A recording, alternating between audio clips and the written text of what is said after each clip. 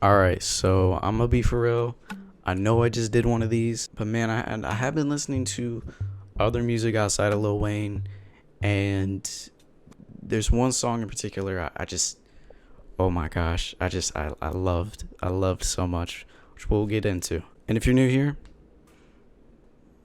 just look at the fucking title. You already know what's going on. First song I do want to talk about is a song "Can't Even Lie" by WESTSIDE Boogie off of his latest album, More Black Superheroes. I actually haven't listened to the full album, and I really do like WESTSIDE Boogie. As far as this song goes, what I love about it, number one, I mean, I love the kind of demeanor and the flow and whatnot that WESTSIDE Boogie has on here, and then Soldier Boy on here also. For one, you know, most of the time when I see Soldier Boy, I don't really trust Soldier Boy on a feature, but Soldier Boy on here, he's actually not that bad. Like he matches WESTSIDE Boogie pretty well on this song. But the main thing that carries this song for me is just it's the beat. It's a little ominous, and if anything, the thing that's carrying this beat is just that piano. That piano is so fucking strong, man. And as far as songs do go, I do want to talk about Dealer by RMR, and I think I heard this song off Instagram initially, and I think this song is pretty cool for the most part. You know, I like RMR a lot on here. Future, I think, steals the fucking show on here. I like the contrast of RMR singing and then Future mainly just rapping, even though he does sound a little melodic in like a one particular area. Lil Baby to me is the weakest part of this song, but I don't mind him. I think Lil Baby ain't that bad. I do like him.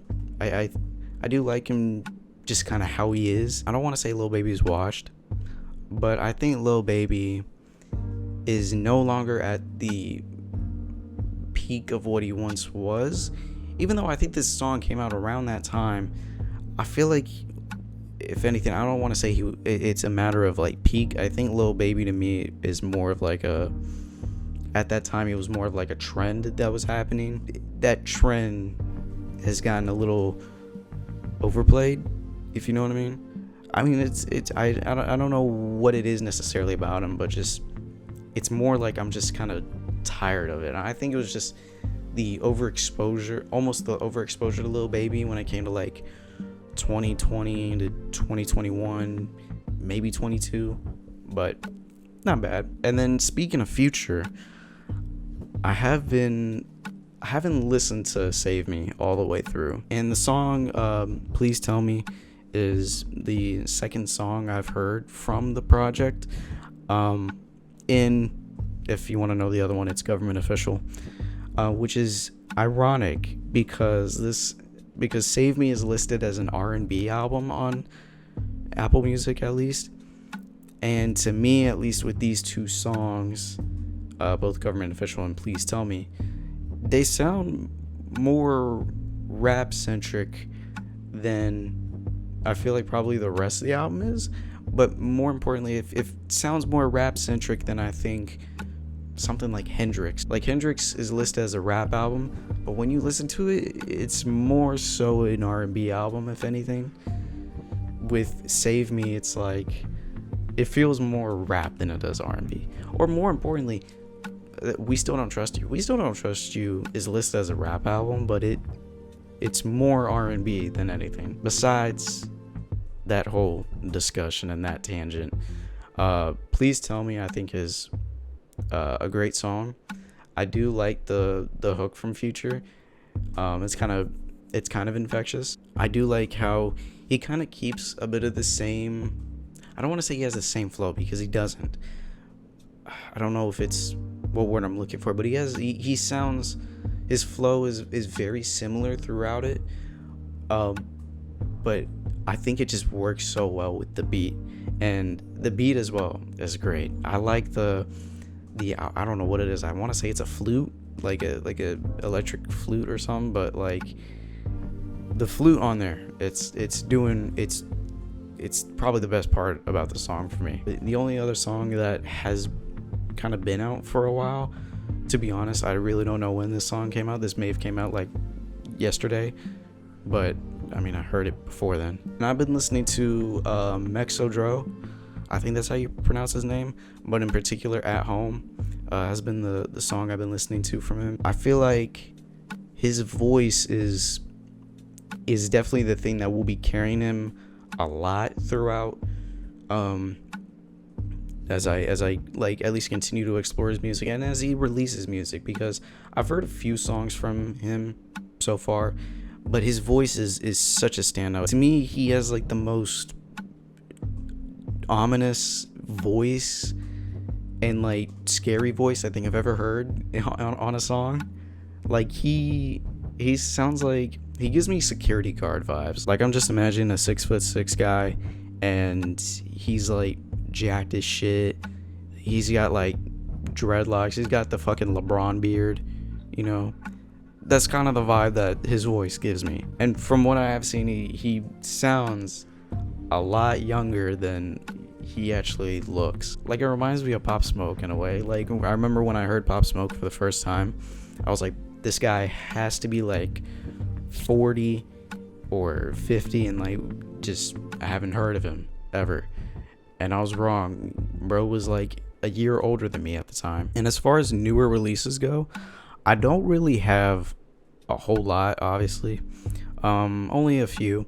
But mainly just because of how dry this year has been so far. But one of the newest releases that I have been enjoying quite recently is Diamond Stitching by LUCKI. As far as my thoughts on LUCKI goes, I haven't gotten too deep into his discography.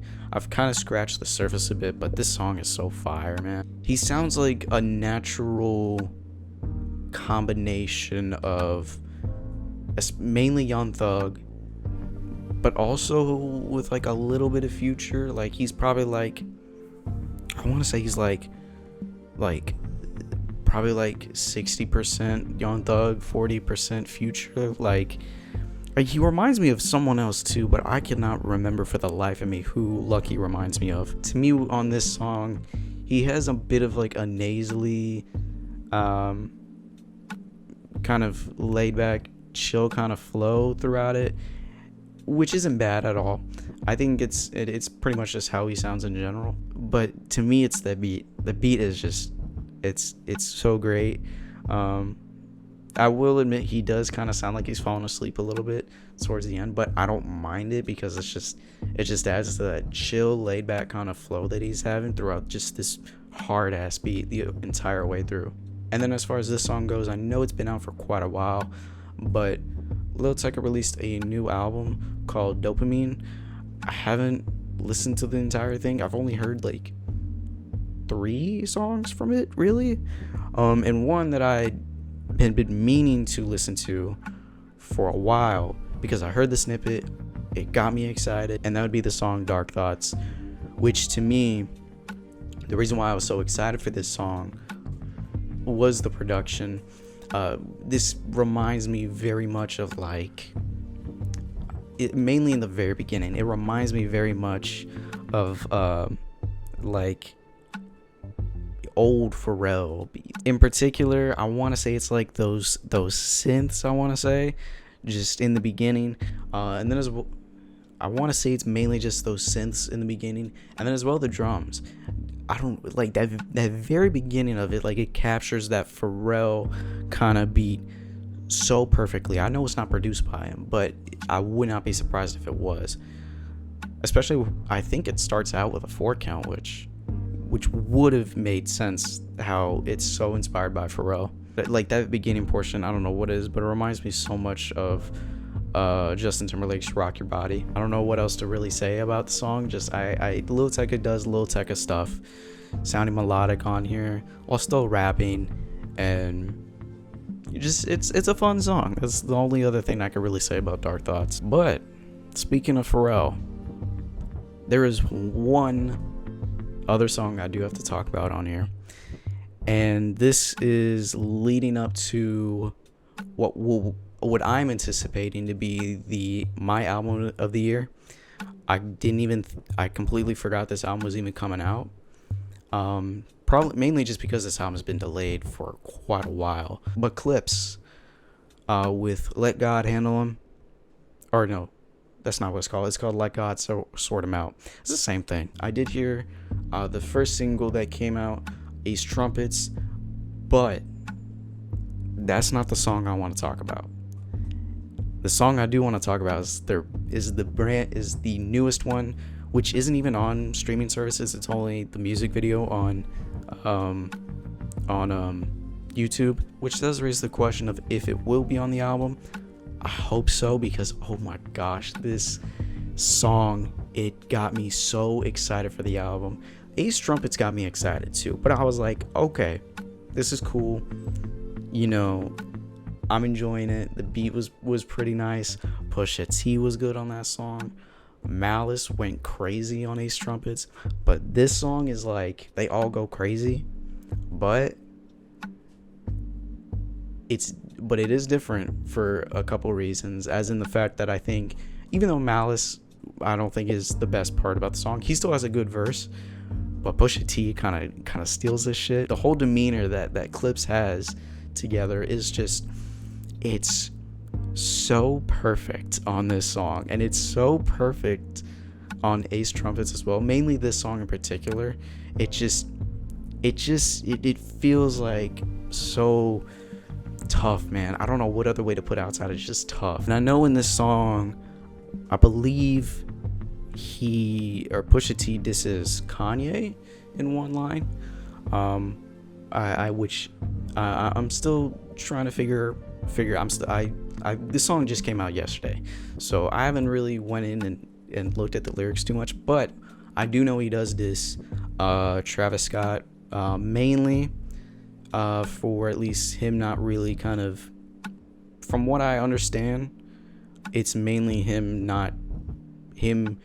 kind of being in the middle of a bunch of bullshit, whether that would be him kind of being in the middle of kind of teasing the Like That track at Rolling Loud, which on that track Kendrick dissed Drake, but obviously we didn't know that till the song actually came out.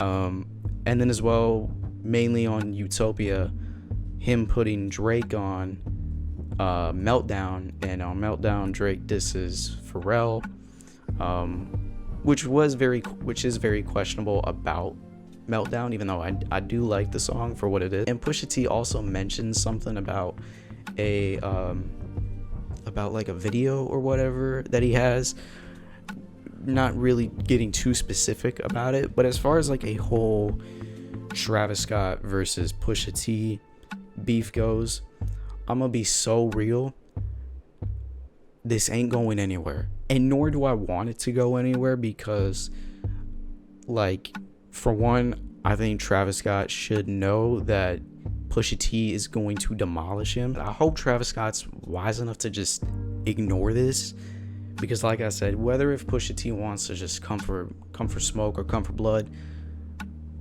dude, I don't want this to go any further. I really don't. For Travis Scott's sake, I hope he's smart enough to just ignore it. Now, if Ye wants to come out and start dissing Pusha T, Ye ain't even gonna get any far in it either. But it's not even the disses or just the performances alone that are carrying this song. I think the performances are great all throughout this track. But if there's one thing I'm super excited for with this album, it's gotta be Pharrell. Pharrell is going to carry these fucking songs with the production, and I'm so excited. That's coming out in a few weeks, 3 weeks, I think. So, like, dude, this album cannot come sooner. And honestly, and I do think at the end of the day, this album will end up being probably my album of the year. Maybe not my most played album of the year, because I'm already gonna tell you, music by Playboi Carti is easily gonna be my most played album of the year. But Let God Sort Him Out by Clipse, I think, is gonna be my album of the year, hands down. Hopefully there are other albums that come in the future. JID is dropping an album in August, and yeah, we're waiting for Young Thug with WESTSIDE. And I think there's someone else that's supposed to be dropping in July, and I don't remember who. I need that Clipse album to save me from this drought, because dude, this year music has been so dry, and just I need more music from. I need to hear the album. I need to hear it. Just fucking drop it, please. Just drop it. 6/19. Oh my God, June 19th. That's tomorrow. Oh no! Oh no!